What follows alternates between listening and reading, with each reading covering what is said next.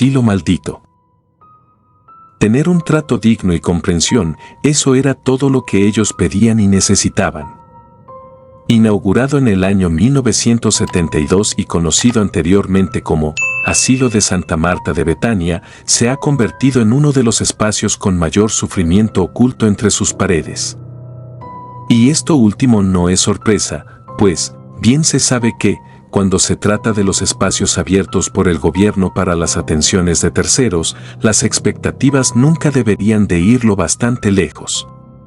Escuelas, guarderías, hospitales, asilos, siempre encuentran la forma de brindarle tragedia a la gente que más los necesita. Entré a trabajar al asilo de Santa Marta en el año 1974. Y más que hacerlo por gusto, lo hice por la necesidad económica que se tenía en mi casa, en donde mi madre se hacía cargo de mis hermanos menores. Y gracias a unas cuantas nociones que ya tenía de enfermería, las puertas me fueron abiertas desde que presenté mi solicitud. De aquel lugar había escuchado algunas acusaciones de abuso, así como un mal chiste, el cual decía que, en lugar de llamarse Asilo de Santa Marta, su nombre auténtico era Asilo de Santa Muerte. Pues, antiguos empleados murmuraban que ahí los viejos eran abandonados a su suerte y que al director no le importaba tenerlos en condiciones de pordioseros o muertos de hambre. Así que, llegando a profundizar más en esto, tuve una amiga a la que le tocó brindar servicios allí mismo. Al paso de 2 semanas, decidió ya no regresar, afirmando que no se sentía con la valentía para hacerlo. Y me advirtió que allí dentro sería testigo de cosas tan bizarras, que mi conciencia ni siquiera me dejaría volver a dormir. Antes de dejarme llevar por ciertas acusaciones, decidí que de igual manera entraría a trabajar allí. Y si es que resultaban ser ciertos tantos horrores, entonces, con mayor razón me esforzaría por brindar un apoyo genuino. Después de ignorar un par de advertencias, me presenté a mi primer día de trabajo. Sabía cómo atender a otros, además, sabía de cocina, enfermería y lo que era básico en limpieza. Así que, supuse que contaba con lo necesario para rendir y darles una ayuda que fuera de verdad. Pero lamentablemente, tan pronto como puse un pie adentro del lugar, descubrí que su mala fama se la había ganado a pulso. No necesité dar un recorrido por cada habitación, pues bastó con caminar a través del primer pasillo para llevarme malas sorpresas. Las condiciones en las que vivían aquellos pobres ancianos eran en verdad deplorables. Quizás se trataba por la falta de personal, imaginé. Antes de siquiera pasar una hora allí, encontré a personas dormidas en el piso, otras llenas de suciedad y también quejándose de hambre. Por lo que, no podía creer lo que estaba viendo, así que me dirigí a la oficina del director Arturo Jiménez para expresarle mis inquietudes. Desde el primer momento en que él y yo intercambiamos palabras con respecto a lo que ocurría en el asilo, tuvimos una convivencia lo bastante hostil. El sujeto se comportó como un despreciable narcisista. Dijo que yo no estaba en posición de reclamar, ni mucho menos de exigir algo diferente para esas personas. Arturo Jiménez era un maldito, y no lo digo como una exageración. Una frase que me dijo en aquella primera conversación fue la siguiente: esos ancianos vinieron a dar aquí porque no son realmente importantes para nadie. Si están en este refugio, significa que les han olvidado desde hace mucho tiempo. No es de extrañar que algunos de ellos mismos ni siquiera recuerden sus nombres. Dicho esto, me ordenó que me retirara y de una vez me hiciera cargo de aplicarle sus medicinas. Pero, conforme fueron pasando los días, descubrí que, en efecto, existían aspectos de cuales hubiese sido mejor nunca tener conocimiento. Una sola semana atendiendo a esos pobres ancianos bastó para darme cuenta de que se les hacía pasar hambre, así como maltratos y negligencias en cuanto a la higiene y aplicación de medicamentos. Todo, en lo absoluto, estaba mal dirigido, y parecía que al resto del personal tampoco les importaba.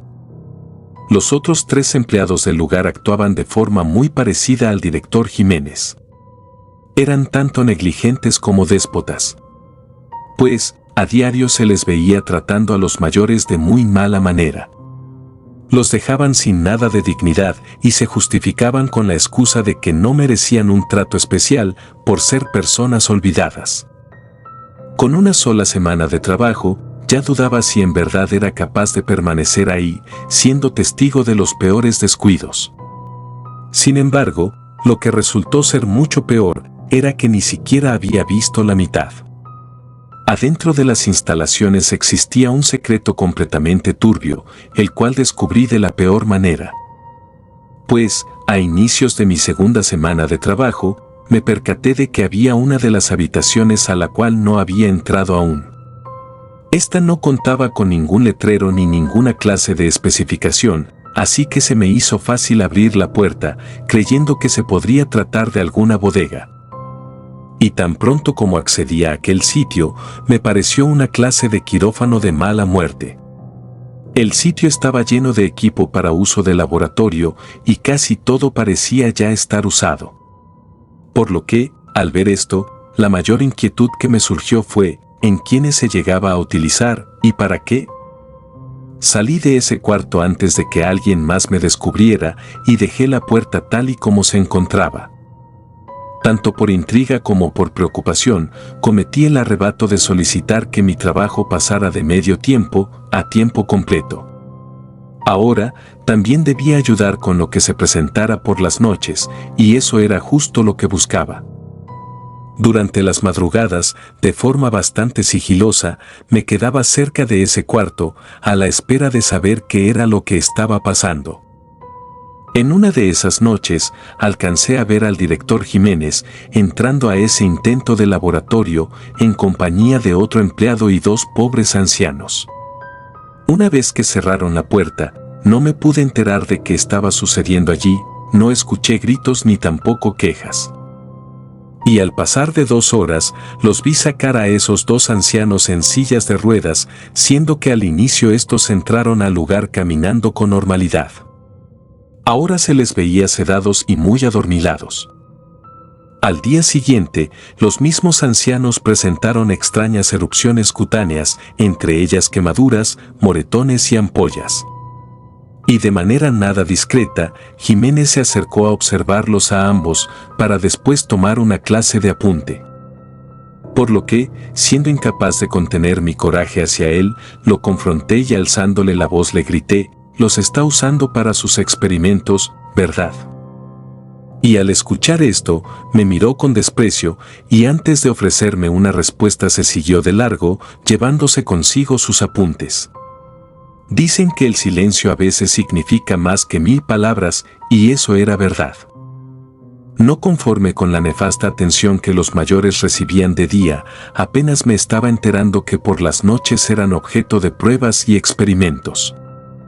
Así que, creyendo que en mis manos estaba el poder generar un cambio positivo para aquellas víctimas, un día amenacé al director con levantarle una denuncia.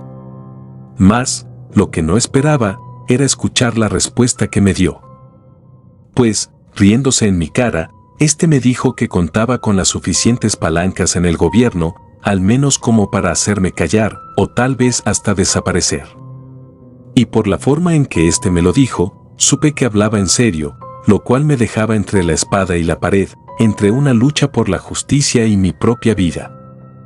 Con todas las atrocidades que ahora conocía, comprendí por qué gran parte de los empleados terminaban renunciando, teniendo las ilusiones y la moral por los suelos. El hecho de ser consciente y no poder hacer nada, en parte me convertía en cómplice, aunque, en lo personal, lo que yo más deseaba era que Jiménez se muriera para que alguien más humano entrara en su lugar.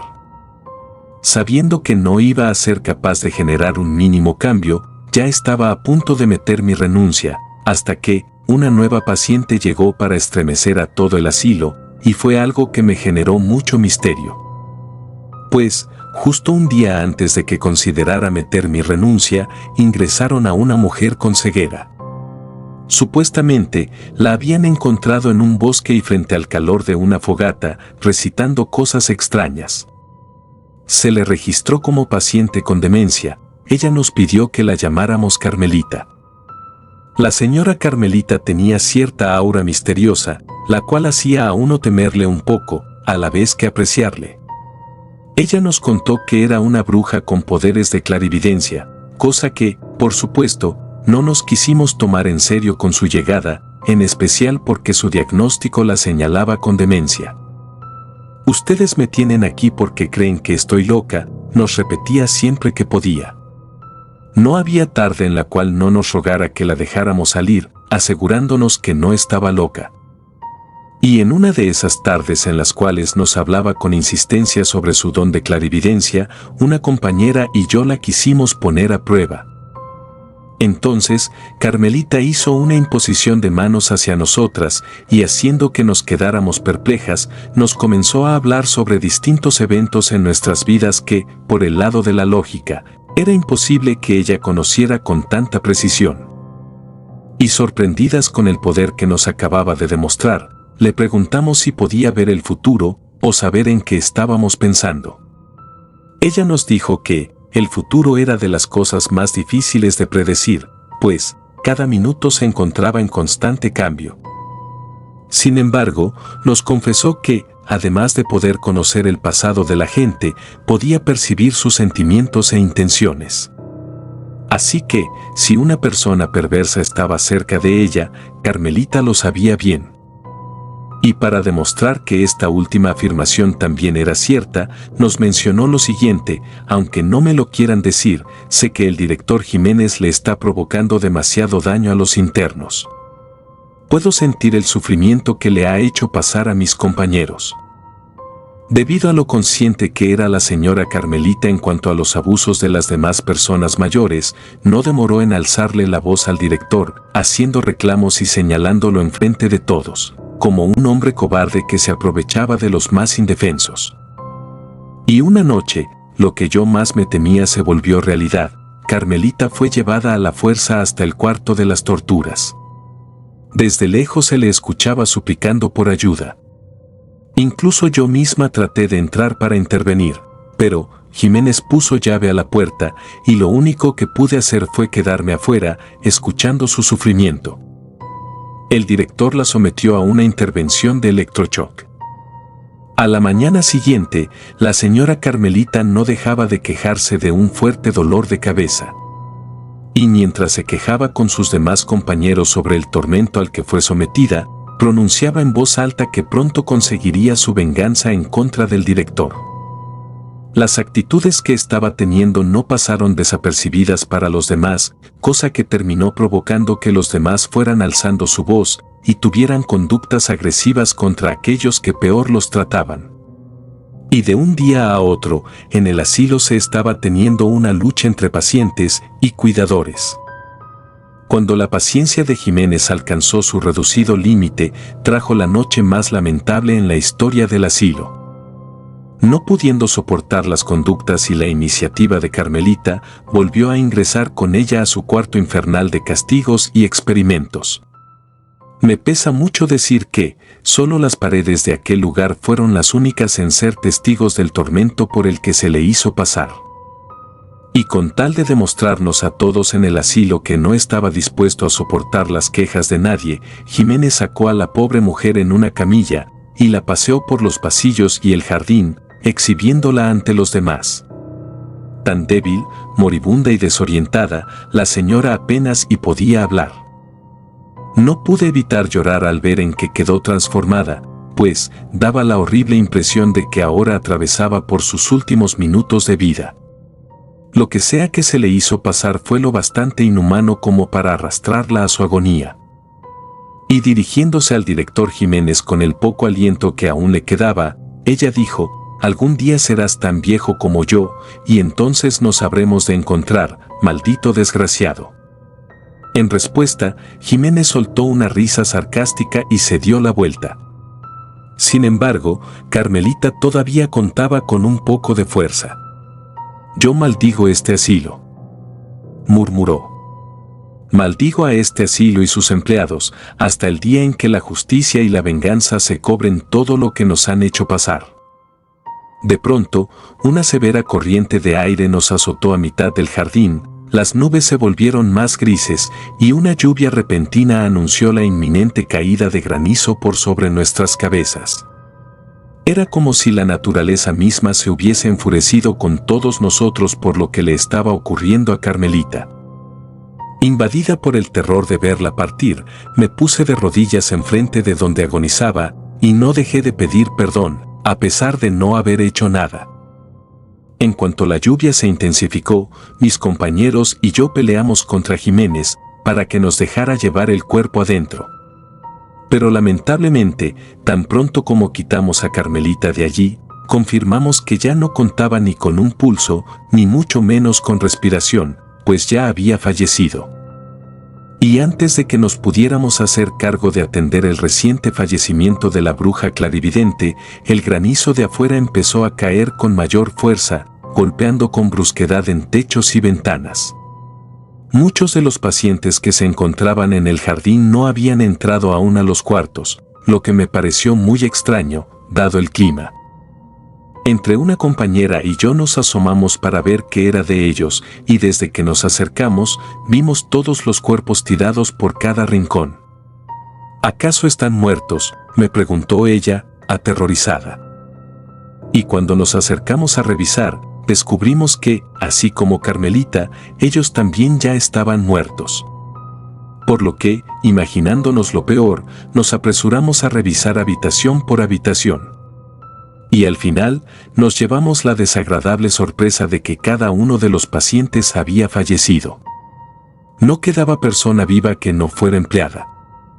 El comienzo de la maldición dio inicio con el deceso de aquellas 42 personas. Ya no estábamos adentro de un asilo, sino, más bien, en medio de una fosa común. Parecía imposible que el director Jiménez continuara encubriendo las recientes atrocidades. Sin embargo, este demostró que, a pesar de tenerse que hacer responsable de la presencia de 42 muertos, sus contactos seguían teniendo un mayor peso. Al día siguiente, haciendo uso de camiones, los 42 cuerpos de los fallecidos fueron sacados a la brevedad y con cierta discreción para no llamar la atención de los medios. Todos los muertos fueron cremados, a excepción del de Carmelita. Pues, de forma descarada, Arturo Jiménez decidió conservar su cadáver para analizarlo en su laboratorio. En el asilo ya no quedaba nadie a quien cuidar, mas, aún así, fui la única de mis compañeros que quiso permanecer en el lugar en caso de que alguien nuevo llegara y estuviera condenado a pasar por los mismos abusos. Durante las noches, el director se encerraba en el cuarto y continuaba sometiendo lo que quedó de Carmelita. Creí que nunca tendría un fin por sí solo, hasta que, en una de esas madrugadas, lo vi salir de allí apresuradamente, entre gritos. Y al preguntarle qué fue lo que le pasó, este ni siquiera me pudo contestar a la primera. Pues respiraba agitado y los brazos le temblaban. Cuando por fin volvió en sí, este me aseguró que el cuerpo de Carmelita había abierto los ojos. Pensé que se estaba volviendo loco, después de todo lo que hacía. Mas, al entrar a su cuarto de la tortura, yo misma fui testigo de lo que él dijo, los ojos de aquel cadáver se hallaban abiertos. Y para no caer en la superstición, quise pensar que se trataba de alguno de esos movimientos post-mortem. A pesar de lo temeroso que se mostró Jiménez, este se continuó negando a sacar de ahí el cuerpo de esa pobre y desafortunada mujer. Aún teniéndola en estado de descomposición, se las arreglaba para castigarla. Al paso de una semana conviviendo con el cuerpo de Carmelita, el comportamiento de Jiménez pasó de ser el de alguien temeroso, al de una persona paranoica y atormentada. Pues, este afirmaba que en las noches se le aparecían los fantasmas de los 42 muertos. Decía que los podía escuchar gritando y lamentándose por los pasillos, anunciando que pronto irían a matarlo.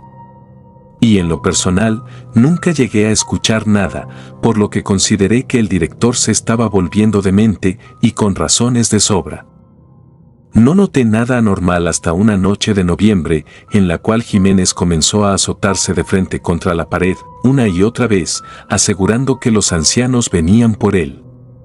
Y de forma insistente, me preguntó si en verdad no era capaz de escuchar sus voces y lamentos. Mi respuesta a eso continuó siendo negativa. Ellos me van a despedazar. Me tomarán de sorpresa y me abrirán hasta sacarme las entrañas, exclamó. Dicho esto, el hombre de actitudes dementes se marchó corriendo, dejándome sola en el pasillo. Se marchó a pasos tan apresurados, que ni siquiera me dio tiempo a preguntar a dónde es que se dirigía, o si es que tenía pensado regresar. La única cosa que se encargó de brindarme aquellas respuestas fue el tiempo. En las semanas posteriores, no volví a saber nada de Jiménez, pues nunca le volví a ver, ni siquiera a leer. El asilo se había convertido en el lugar más solitario y lleno de dolor contenido entre sus habitaciones. Me convertí en la única persona con vida allí dentro. Por fortuna, con la partida de Jiménez y la ausencia de pacientes, llegó una nueva administración al asilo, en la cual se decidió que yo me quedaría con el puesto de la dirección. Esta nueva dirección trajo una serie de remodelaciones al lugar. Y esta ocasión, en vez de dar refugio a personas de la tercera edad en condiciones de calle, se acordó que ahora quedaría como un asilo de paga, con todas las atenciones incluidas. Pese a que la mayoría del lugar contó con sus restauraciones, hubo un lugar que nadie consiguió alterar, y ese fue el cuarto de los experimentos hechos por Jiménez.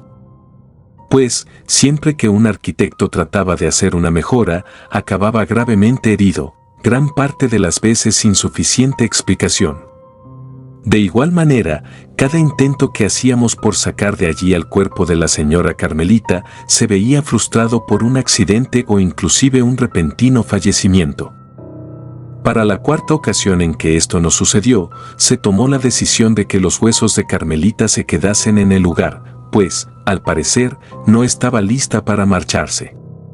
Y de este modo, aquel cuarto de los tormentos permanecería cerrado bajo llave de forma permanente para evitar que siguiera creciendo la serie de desgracias. Dejando de lado el misterio con respecto a Carmelita, todos los cambios me parecieron de lo más radicales, considerando el pasado tormentoso y no tan lejano. Concluidas las remodelaciones y el cambio de administración, comenzamos a recibir tanto a nuevos pacientes como cuidadores. Los tratos eran mucho más dignos y el ambiente agradable. Por esto mismo, llegué a pensar que por fin conseguimos la paz anhelada. Sin embargo, aún quedaba una sombra atormentada al final del pasillo. Esa era la sombra de Carmelita y de sus compañeros, cuyo dolor se quedó atrapado, sin importar la cantidad de remodelaciones superficiales que fueron hechas.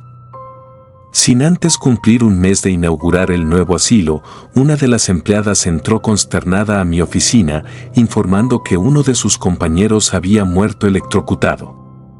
Cuando llegaron a levantar el cuerpo, me percaté que el lugar de su muerte fue justo a unos pasos de distancia del cuarto, en donde Jiménez solía hacer sus experimentos.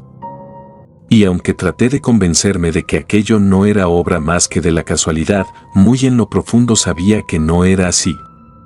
Por otra parte, me obsesioné por encontrar una lógica a aquella última muerte.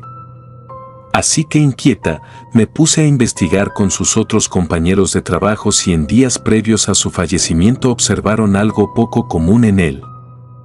Pero, la mayoría dijo no haber notado nada inusual. No obstante, una de ellas me comentó algo que me resultó alarmante, pues, según el señalamiento de esta otra cuidadora, 2 días antes del accidente, aquel hombre mencionó haberse encontrado con una paciente ciega durante el horario de la cena. Tal afirmación les pareció un tanto confusa para quienes la escucharon, pues, era sabido que, de entre los 28 pacientes con los que ahora contábamos, no existía ninguno que padeciera de ceguera. En cuanto tuve conocimiento de esto, implementé una norma a mis empleados que, a pesar de parecer extraña, era de lo más necesaria que llevasen a cabo. Y como no buscaba provocar pánico entre los demás empleados, solo les di la siguiente orden: con cada día de trabajo que dieran por finalizado, antes de abandonar las instalaciones, debían de entregar a mi oficina un informe de cada actividad hecha y paciente atendido, incluyendo sus sugerencias y observaciones. Y aunque algunos se quejaron de ser un requerimiento de sobra, me aferré a mantenerlo para tenerlos a todos supervisados. Sumado a esto, me vi en la necesidad de colocar cámaras en diferentes puntos. Pues lejos de buscar faltas en los trabajadores, quería estar al pendiente de si alguno de ellos llegaba a tener algún contacto paranormal, sin siquiera darse cuenta. Tal fue el caso del recién fallecido. Durante ese primer año como directora, me tocó enfrentar la muerte de otros 2 empleados, quienes, de igual manera, en sus informes señalaban el haber convivido con una mujer ciega. Cuando revisaba las grabaciones de las cámaras, lo único que alcanzaba a ver era cómo estos se ponían a hablar solos. Supuse que era porque habían visto al fantasma de Carmelita. Por lo que, para evitar más muertes injustas y llenas de tragedia, cada vez en que uno de los empleados me informaba de la presencia de una mujer ciega, me veía en la obligación de despedirlos. Muchos me guardaron coraje por esto último, pero era difícil explicarles el motivo real y hacer que me creyeran. Con el pasar de más de 10 años, continué teniendo la misma regla de los informes al final de las jornadas, así como la presencia de las cámaras y la puerta del cuarto de los experimentos cerrada bajo llave. Durante 3 largas décadas, conseguí mantener cierto grado de orden en el asilo. Aún había sucesos paranormales, pero estos nunca se salían de control. Estaba un tanto orgullosa con lo que habíamos logrado, después de tantos percances y pasajes oscuros. Pues, parecía que conseguimos llegar al final de la maldición. Sin embargo, pensar en ello fue algo muy ingenuo de mi parte. A 30 años desde mis primeros días como cuidadora para el asilo, miraba con impresión la forma en que nos trataba el año 2004. Yo ya no era esa temerosa joven de 19 años, necesitada de trabajo. Ahora era una mujer de 49, capaz de llevar el mando. Y lo hacía mucho mejor a comparación de cómo lo hacía Jiménez en 1974 y a sus 47 años de edad. A veces me preguntaba qué fue de él. Si es que continuaba con vida, ¿acaso era capaz de recordar todo lo que hizo? Tanto para bien como para mal, el mundo es muy pequeño, y la vida da tantos giros que uno nunca sabe las cosas que el destino traerá a nuestras puertas. Y durante una noche ordinaria, en la cual la mayoría de los pacientes se hallaban dormidos, escuchamos a alguien gritar a las cercanías del asilo. Esta persona decía que le estaban golpeando, y desde afuera nos rogó que le ayudáramos. Con el apoyo de uno de mis empleados del turno de la noche, ayudamos a aquel desafortunado hombre, quien estaba siendo acosado por un grupo de vándalos. Y al ver el pésimo estado en que se hallaba, decidimos darle refugio, aunque fuese por esa noche. En cuanto éste fue llevado a la sala de estar, me miró a los ojos mientras me daba las gracias. En aquel segundo, mi ser se estremeció. No podía creer aquello que tenía frente a mí, pues se trataba del exdirector Arturo Jiménez, aquel infeliz que nunca tuvo piedad por nadie en el mundo. De todas las personas que pudieron cruzar por esa puerta, él era a quien menos esperaba volver a encontrar. De no ser por el coraje y la impotencia que las memorias se encargaron de traerme de vuelta, habría tenido un trato mucho más noble. Probablemente habría aprendido a perdonar, actuando sin memoria ni rastro de odio. Sin embargo, el ver de nuevo a los ojos de Jiménez hizo que me volviera a sentir como aquella joven que a diario se quedaba sumergida en la rabia. Uno de los cuidadores me preguntó si quería que condujeran al señor a algunas de nuestras habitaciones. Sin poder pensar en otra cosa que no fuese venganza, le respondí que no, y le solicité a quienes estaban presentes que me dejaran a solas con él. Tan pronto como nos quedamos solos, lo escuché repetirme la palabra gracias una y otra vez. Pero, interrumpiendo sus palabras vacías, le dije, gracias a usted, director Jiménez, por enseñarme a no tener alma con los demás. Al decir esto, su expresión cambió instantáneamente, pasó de expresar gratitud a demostrar angustia. El hombre no se percató del sitio en el que estaba hasta que dije esto último. Si me permite, hay un lugar que me gustaría que visitara, pronuncié, aún con la amargura de los recuerdos. Entre algunos forcejeos, lo conduje a su antiguo cuarto de castigos y experimentos. Estando allí, debido a su insistencia por escapar, le tuve que inyectar una dosis de sedantes y gradualmente perdió lo poco que le quedaban de fuerzas. Mientras permanecía tirado en el suelo, prendí una lámpara en dirección a donde quedó el cuerpo de Carmelita. Parece que, después de todo, ella tenía la razón, comenté, usted llegaría a viejo y ambos se reencontrarían. Y sin decir más, salí del cuarto y le coloqué llave.